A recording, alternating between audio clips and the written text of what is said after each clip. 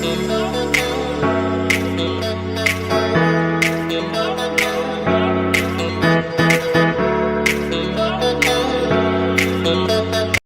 everybody, it's Cindy here at Little House Homestead, and today I wanted to give an update on what's going on here at the homestead, and maybe chat about a little bit of what's going on in the world and some thoughts that I have, and hopefully it's good for you.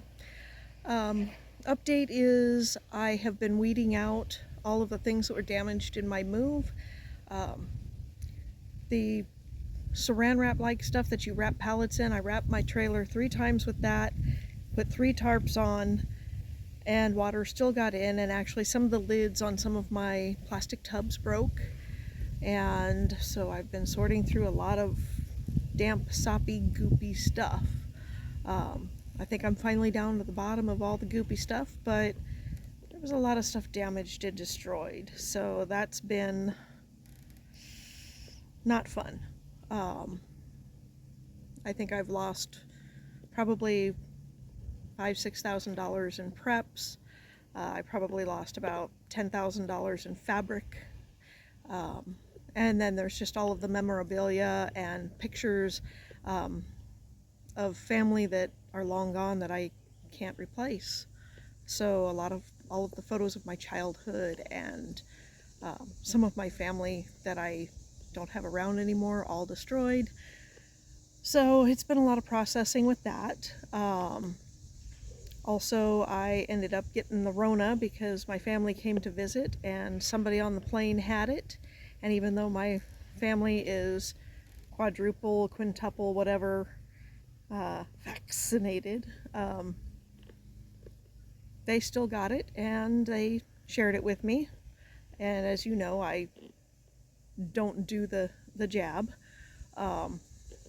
So I had that for about 3 weeks, and then I got a lovely case of strep throat to go along with it. So it's just been one thing after another around here. But that's kind of how homesteading works, and you know, you do what you have to and you get over it and move on, and I'm finally really starting to feel back to normal, which is good. God, I hate that phrase. But it is what it is. The world is kind of crazy, as we all know. And I've noticed that there's a lot of fear being peddled, and I don't like that. It gets everybody into a heightened state of anxiety and stress and just this whole the world's going to end tomorrow kind of a deal, and the sun's still going to come up tomorrow. We're still going to be here some way or another. Am I saying that nothing bad is going to happen? No. I mean, we're all facing the economy with the food prices and the gas prices, and just everything is up, which makes prepping and homesteading so much more important. Get those gardens in if you don't have them. And granted, it's fall, so all you can do is get it set up for spring, but this is a good time. Somebody was telling me that some Home Depots give away their seeds at the end of the season, so check with your Home Depot, see if that's true.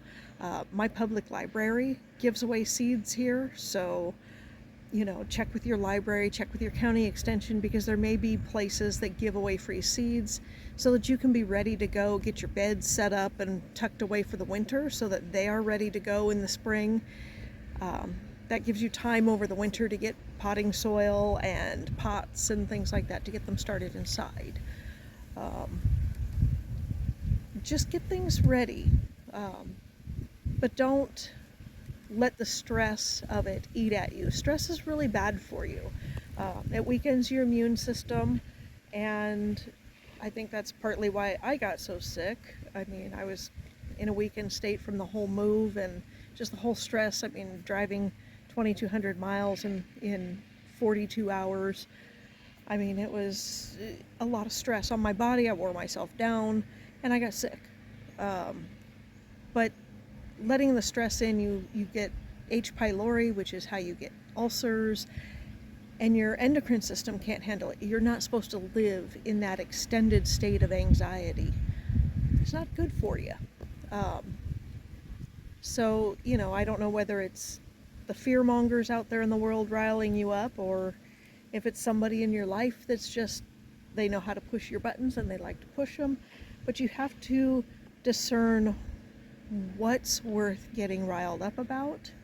But you also have to have a place to go to relax and de-stress. Take a moment for yourself. Keep your mental health as a priority, your physical health as a priority.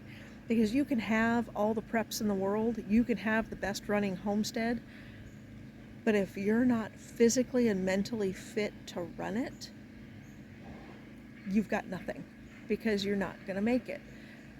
So take the moment, go sit out at a nice, lovely place like this. This is my de-stress spot. I come out here in the evenings and I just sit, and when it wasn't quite so chilly in the morning, I was coming out here in the mornings to drink my coffee, and I haven't found my winter clothes yet, so once I find long pants and long shirts, I'll come out here in the morning again, because it's peaceful. So if you have to go to the woods to go hike, if you've got to go take a day and just go fish, or take the whole family and go do a family event and just absolutely let it all go for a day. Let yourself relax. Get the stress of the world off of you and discern what's really the most important things to work on. If you know you've got a weak spot, fix it. But don't put your family in jeopardy because you're so stressed out, you're so overcome with fear that you may not necessarily treat them with the compassion and understanding that they need, because they're in this journey with you and they're going to have their moments too. So take the time, figure out what's important. This move has really damaged things in ways that I now know that I have to replace every last bit of gauze that I have ever owned, and several pieces of durable medical equipment, because they got completely destroyed. So that's my focus now. But figure out what your focus is. Figure out what you need. And don't let the world wrangle you up. It's going to happen whether you want it to or not. So in your prepping, take time to prep yourself, whether it be spirit or body or mental health.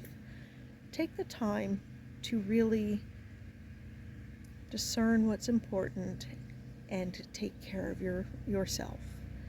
Anyways, that's my thought on the day, and as you can see, I'm going to sit out here and relax and enjoy the serenity of this beautiful setting. You guys have a great night.